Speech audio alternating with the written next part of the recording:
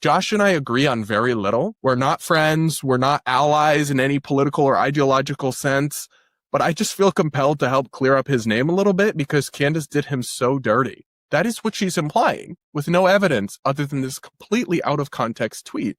She looked really hard but couldn't find an explanation. Extraordinary claims require extraordinary evidence.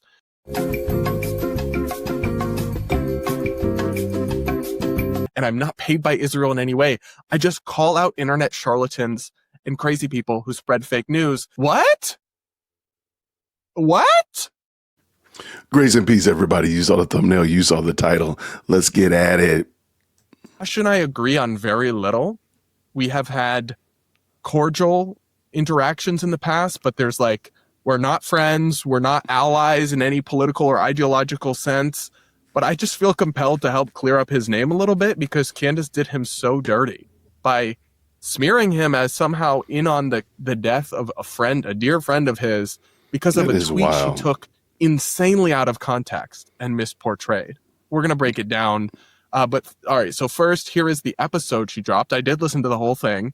Charlie's Final Hours. What else is Josh Hammer lying about? His picture's in the thumbnail. And she goes on to accuse him, I would say pretty explicitly, of having advanced knowledge of Charlie's murder, like this was going to happen, and maybe even calling for it on X. Wow. Let's watch this clip. Twitter users pointed out a very strange tweet that Josh Hammer hit send on 16 hours before Charlie Kirk was assassinated. For no apparent reason at all, he retweeted something that President Donald Trump had sent a full 12 years ago about public executions. Here it is. Here is that retweet. Now, what is the justification for this? There might be one. I tried in earnest to at first rationalize it, right? What could have been going on that Josh Hammer decided to dig through the 2013 Twitter archives and retweet someone calling for a public execution?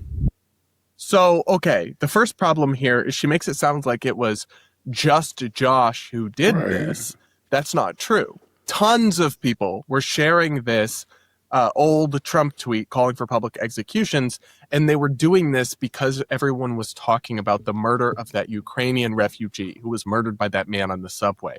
And let me also point out, Candace would have to be, if she were being honest, then she would have to admit that people were talking about the Ukrainians. So that's why she has to couch it like, I have no idea why anybody would say that we need to bring back public executions. That just doesn't make any sense. Because otherwise, if she mentioned at all about the Ukrainian situation and that, people were talking about this, and it's very possible that Josh is referring to this, well, then she would not have a story. So we know why she didn't do it.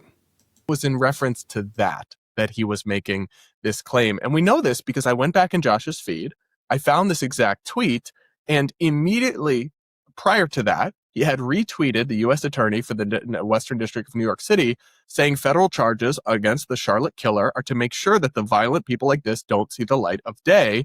So immediately after that, he then shares this, should public execution for all to see be brought back, tweet from Trump.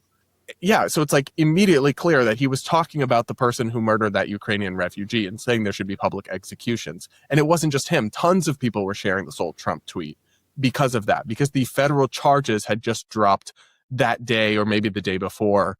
And so everyone was talking about the case still. That is why he tweeted this. But she is suggesting that what exactly? That he had foreknowledge of that Charlie Kirk was about to be publicly executed? That is what she's implying, with no evidence other than this completely out of context tweet. And again, you can go and find tons of people who were sharing this old Trump tweet. If you go to the quote tweets, tons of people were circulating it, and tons of people were calling for the death penalty for the dude who killed this woman or for public executions because the federal charges had just dropped. So she looked really hard but couldn't find an explanation. She clearly either was looking and didn't want to find an explanation or is just being dishonest here. I don't know what to say. But guys, I come back to this. Extraordinary claims require extraordinary evidence. And she's suggesting that Josh Hammer was somehow aware of what was going to happen to Charlie Kirk. And her only evidence is this tweet she has misunderstood. That's it. Seriously. Let's keep listening. And let me also just point out, not only is it that, but she couches it like, I've done such deep investigative work. I've searched so far. I've looked so high. I've searched so low for this information, to kind of couch it so that her audience, those who support her, won't do any other due diligence. So what Brad is doing right here is the due diligence of somebody who's, just, hey, let me trust but verify, which I think is the right thing to do. Candace's audience is not going to do that. Would we trust if Josh came out and said that tweet was definitely about Irina? Other people pulled Trump tweets. Some pulled that very tweet and called for a public execution.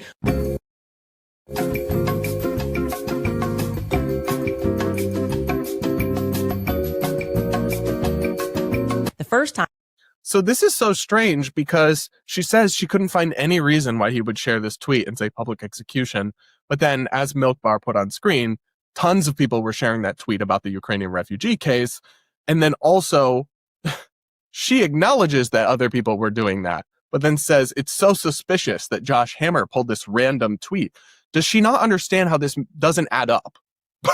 This does not make sense. And again, guys, I am not a Josh Hammer fan. Okay? I know nothing in common. We're not friends. And by the way, every time I criticize Candace, people are like, is Israel paying you? I actually disagree with a lot of Josh Hammer's views on Israel. I think he totally lacks sympathy for the people of Gaza in a way that I don't agree with at all. And I'm not paid by Israel in any way. I just call out internet charlatans and crazy people who spread fake news. And Candace Owens is increasingly becoming one of the most prominent ones. So that's what I do. Okay? And I'll do that for the left. I will do that for the right. I'll do that for the middle. I don't care. And I don't even weigh in on the Israel-Palestine conflict in any great detail. I just weigh in on internet hoaxes, lies, terrible coverage, all this kind of stuff. And she keeps doing it. I would gladly do this for a pro-Israel person as well, by the way. So don't hit me with that. The BB checks have not hit yet. Okay. I'm not getting, people keep commenting, you're getting $7,000 a week, or I don't even know what that's talking about, but it's certainly not true. I make all my money from YouTube and other platforms and sponsors occasionally, but I don't get paid by any country. Crazy talk. Time that he tweeted about a public execution was back in 2013. And he said it in 2022. And he said it in reference to the Boston Marathon bombing terrorist account. The Uvalde shooter. And I can tell you that it is not something that Josh Hammer regularly tweets about.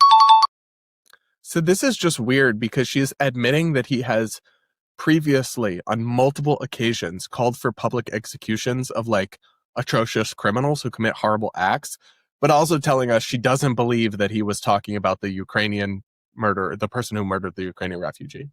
Why not? You're providing evidence that supports his most obvious interpretation of events. I don't get it. How does she not see this? Rather than say what he definitely meant or what he didn't mean, I decided to just create a micro timeline of Josh Hammer's tweets the day before Charlie Kirk's assassination. This is what Josh Hammer tweeted. He tweeted a total of 9 times on September 9th, and you can gather what was going on at that day from his tweets. This 3-hour break, maybe this is hilarious because her own timeline shows that on the day of this tweet, he was tweeting about the media appearances he was doing about the murder of the Ukrainian woman. But this is evidence he couldn't have been talking about the Ukrainian case. What? It's a 3-hour break where he speaks to Charlie Kirk. That's crazy work. And then at 9:09 p.m., again, we're talking Eastern, Josh Hammer tweets in favor of public execution, and there's no context that is provided. So anybody telling you he for sure meant this, we cannot know that. We cannot know Josh Hammer's thoughts. Well, we can. So she did a whole episode of her podcast that millions and millions of people listen to and watch, suggesting some sort of nefarious behavior or foresight on behalf of Josh Hammer. And the only real evidence she has is this tweet from him that actually makes perfect sense. And there's a million more obvious and logical explanations for it that all relate to the Ukrainian case, rather than him secretly having some sort of knowledge about Charlie Kirk or wanting Charlie Kirk executed, because the first thing you would do is tweet that, by the way, right? Like that totally makes sense. Yeah, Candace, you're really onto something. And what's so strange about this is that I still believe Candace has provided no evidence that the federal government is in on some conspiracy or cover up to like frame Tyler Robinson, or that Israel really did it, or that it was an inside job by TPUSA. Although she's now citing her dreams as evidence of the TPUSA claim. Actually, I should mention that. Listen to this. Like I just said, had a vivid dream this weekend, and Charlie came to me and he told me that he was betrayed. And so for me, you don't have to believe that, but I do believe that. And it was the immediate sense I got, actually. And I don't know who exactly it is that betrayed him, but I also felt in the dream that it is soon going to be revealed, that it's actually inevitable that it is going to be revealed, that there is nothing and no one that is going to stop the truth from coming out, and it is going to have international consequences. Take that to the bank. Quote me on that. I'm sorry, but dreams are not evidence. So why you would bring that up is kind of beyond me. But anyway, I think she's provided no evidence of these extraordinary conspiracy theories or claims or whatever, but she actually has provided some real evidence that maybe Charlie Kirk was changing his views on Israel. She provided these text messages that were later authenticated. And okay, so she has, apparently they're real. Maybe he was reconsidering, although he could have also sent those texts kind of tongue-in-cheek or kind of in frustration. I don't know. But then you discredit yourself when you've actually discovered something real or made an interesting revelation or point by then immediately jumping to conclusions you haven't substantiated, like therefore Israel did it, or therefore it's a TPUSA inside job, any of these outlandish claims for which there is no evidence, or when you dedicate an entire episode to attacking and slandering a Jewish journalist based on a complete misrepresentation and distortion of one tweet. Like, she can't help herself. That's the thing. Because when she occasionally stumbles on something true or interesting, she then goes on to the next crazy imagination, hallucination thing that she's obsessed with that day. I don't know, man. It is a spectacle to watch. It concerns me. I mean, at this point, I'm past concern for her because